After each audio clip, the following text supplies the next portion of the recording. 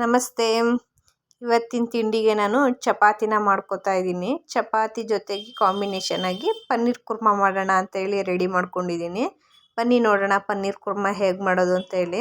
ಮೊದಲಿಗೆ ನಾನೊಂದು ಬಾಣಲೆ ಇಟ್ಕೊಂಡು ಅದಕ್ಕೆ ಸ್ವಲ್ಪ ಎಣ್ಣೆನ ಹಾಕ್ಕೊಂಡು ಪನ್ನೀರನ್ನ ಈ ಥರ ಸಣ್ಣ ಸಣ್ಣದಾಗಿ ಕಟ್ ಮಾಡಿ ಹಾಕ್ಕೊಂಡಿದ್ದೀನಿ. ಇದನ್ನು ಸ್ವಲ್ಪ ಚೆನ್ನಾಗಿ ಫ್ರೈ ಮಾಡಿಕೊಂಡು ಸ್ವಲ್ಪ ಕಲರ್ ಚೇಂಜ್ ಆಗೋ ಥರ ಫ್ರೈ ಮಾಡಿಕೊಂಡ್ರೆ ಸಾಕು.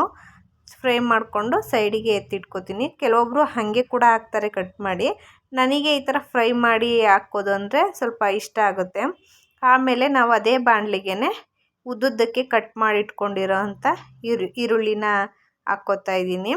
ಈರುಳ್ಳಿನೂ ಅಷ್ಟೇ ಕಲರ್ ಚೇಂಜ್ ಆಗೋ ಥರ ಚೆನ್ನಾಗಿ ಫ್ರೈ ಮಾಡ್ಕೋಬೇಕು. ಈರುಳ್ಳಿ ಜೊತೆಗೆ ನಾನೊಂದು 4 ಬೆಳ್ಳುಳ್ಳಿ, ಸ್ವಲ್ಪ ಶುಂಠಿ ಹಾಕ್ಕೊಂಡಿದ್ದೀನಿ, ಒಂದು ಸ್ವಲ್ಪ ಚಕ್ಕೆ ಪೀಸು ಮತ್ತು ಒಂದೆರಡು ಲವಂಗ ಹಾಕ್ಕೊಂಡಿದ್ದೀನಿ. ಇದ್ರ ಜೊತೆಗೆ ಒಂದು 4ರಿಂದ 5 ಗೋಡಂಬಿನ ಕೂಡ ಹಾಕ್ಕೊಂಡಿದ್ದೀನಿ. ಇದನ್ನು ಅಷ್ಟೇ ಚೆನ್ನಾಗಿ ಈರುಳ್ಳಿ ಸ್ವಲ್ಪ ಕಲರ್ ಚೇಂಜ್ ಆಗೋ ಥರ ಸಣ್ಣೂರಿಲಿ ಇಟ್ಕೊಂಡೇ ಫ್ರೈ ಮಾಡ್ಕೋಬೇಕು. ಈ ಫ್ರೈ ಮಾಡ್ಕೊಂಡಿದ್ದನ್ನೆಲ್ಲ ನಾನು ಎತ್ತಿಟ್ಕೊಂಡು ಅದನ್ನು ನುಣ್ಣಗೆ ಮಿಕ್ಸಿನಲ್ಲಿ ಗ್ರೈಂಡ್ ಮಾಡ್ಕೊಂಡಿದ್ದೀನಿ. ನೆಕ್ಸ್ಟ್ ನಾನು ಅದೇ ಬಾಣಲಿಗೆ ಸ್ವಲ್ಪ ಸೋಂಪು ಹಾಕ್ಕೋತಾ ಇದ್ದೀನಿ. ಸ್ವಲ್ಪ ಈರುಳ್ಳಿ ಕಟ್ ಮಾಡಿ ಹಾಕ್ಕೊಂಡಿದ್ದೀನಿ. ದಪ್ಪಕ್ಕೆ ಒಂದೊಂದೇ ಎಸ್ಳನ್ನು ತೆಗೆದು ಕಟ್ ಮಾಡಿ ಹಾಕ್ಕೊಂಡಿದ್ದೀನಿ. ಇದನ್ನೇನು ಜಾಸ್ತಿ ಫ್ರೈ ಮಾಡೋ ಅವಶ್ಯಕತೆ ಇಲ್ಲ. ಗ್ರೇವಿನಲ್ಲಿ ಹಾಗೆ ಕ್ರಿಸ್ಪಿಯಾಗಿ ಸಿಕ್ಕರೆ ತಿನ್ನೋದಕ್ಕೆ ತುಂಬ ಚೆನ್ನಾಗಿರುತ್ತೆ. ಸ್ವಲ್ಪ ಕ್ಯಾಪ್ಸಿಕಮ್ನ ಕೂಡ ಸಣ್ಣದಾಗಿ ಕಟ್ ಮಾಡಿ ಹಾಕ್ಕೊಂಡಿದ್ದೀನಿ. ತುಂಬ ಚೆನ್ನಾಗಿರುತ್ತೆ ಈ ಥರ ಹಾಕ್ಕೊಂಡ್ರೆ. ಇದ್ರ ಜೊತೆಗೆ ಹಸಿ ಬಟಾಣಿ ಕೂಡ ಹಾಕ್ಕೋಬೋದು. ನಾನು ಹಸಿ ಬಟಾಣಿ ಏನು ಜಾಸ್ತಿ ಯೂಸ್ ಮಾಡಲ್ಲ, ಹಾಗಾಗಿ ಹಾಕ್ಕೊಂಡಿಲ್ಲ. ಇದ್ರ ಜೊತೆಗೆ ಟೊಮೊಟೊನ ನಾನು 2 ಟೊಮೊಟೊನ ರುಬ್ಬಿ ಇಟ್ಕೊಂಡಿದ್ದೆ, ಅದನ್ನು ಕೂಡ ಹಾಕ್ಕೊಂಡಿದ್ದೀನಿ. ಇದು ಸ್ವಲ್ಪ ಹಸಿ ವಾಸನೆ ಹೋಗೋ ಥರ ಸಣ್ಣೂರಿನಲ್ಲೇ ಇಟ್ಕೊಂಡು ಫ್ರೈ ಮಾಡ್ಕೋಬೇಕು.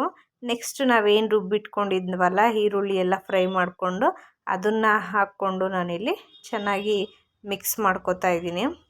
ಇದು ಚೆನ್ನಾಗಿ ಮಿಕ್ಸ್ ಮಾಡಿಕೊಂಡು ಬೇಯಿಸ್ಕೋಬೇಕು. ನೆಕ್ಸ್ಟ್ ಇದಕ್ಕೆ ನಾನು ಮನೆಯಲ್ಲೇ ಮಾಡಿರುವಂಥ ಸಾಂಬಾರು ಪೌಡ್ರನ್ನ ಹಾಕ್ಕೋತಾ ಇದ್ದೀನಿ. ಬೇರೆ ಗರಂ ಮಸಾಲ ಆ ಥರ ಏನೂ ಹಾಕ್ಕೊಂಡಿಲ್ಲ ನಾನು. ಚಕ್ಕೆ ಲವಂಗ ಎಲ್ಲ ರುಬ್ಬೋದಕ್ಕೆ ಹಾಕ್ಕೊಂಡಿದ್ನಲ್ಲ ಅಷ್ಟೇ, ಎಕ್ಸ್ಟ್ರಾ ಸ್ಪೈಸಸ್ ಎಲ್ಲ ಏನೂ ಹಾಕಲ್ಲ ನಾನು. ಇದನ್ನು ಚೆನ್ನಾಗಿ ಮಿಕ್ಸ್ ಮಾಡಿಕೊಂಡು ಸ್ವಲ್ಪ ಕುದಿಸ್ಕೋಬೇಕು. ನೆಕ್ಸ್ಟು ರುಚಿಗೆ ತಕ್ಕಷ್ಟು ಉಪ್ಪನ್ನು ಹಾಕ್ಕೊಂಡು ನಾವು ಫ್ರೈ ಮಾಡಿ ಎತ್ತಿಟ್ಕೊಂಡಿದ್ವಲ್ಲ ಪನ್ನೀರು, ಅದನ್ನು ಹಾಕ್ಕೋತಾ ಇದ್ದೀನಿ.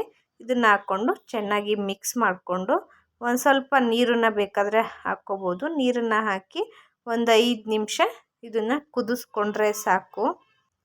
ಪನ್ನೀರ್ ಕುರ್ಮಾ ರೆಡಿ ಆಗುತ್ತೆ. ತುಂಬ ಏನು ಬೇಯಿಸಬೇಕು ಅನ್ನೋ ನೆಸೆಸಿಟಿ ಇರಲ್ಲ. ಲಾಸ್ಟಿಗೆ ನಾನಿಲ್ಲಿ ಸ್ವಲ್ಪ ಕೊತ್ತಂಬರಿ ಸೊಪ್ಪನ್ನು ಹಾಕ್ತಾಯಿದ್ದೀನಿ. ಚೆನ್ನಾಗಾಗುತ್ತೆ ಪನ್ನೀರ್ ಕುರ್ಮಾ ಈ ಥರ ಮಾಡಿಕೊಂಡ್ರೆ ತುಂಬ ಟೇಸ್ಟಿಯಾಗಿರುತ್ತೆ. ನಾನು ಚಪಾತಿ ಜೊತೆಗೆ ಪನ್ನೀರ್ ಕುರ್ಮಾನ ಮಾಡಿದ್ದೆ, ತುಂಬ ಚೆನ್ನಾಗಾಗಿತ್ತು. ನಮ್ಮ ವಿಡಿಯೋ ಇಷ್ಟ ಆದರೆ ನಮ್ಮ ವಿಡಿಯೋನ ಸಬ್ಸ್ಕ್ರೈಬ್ ಮಾಡಿಕೊಂಡು ನೋಡಿ.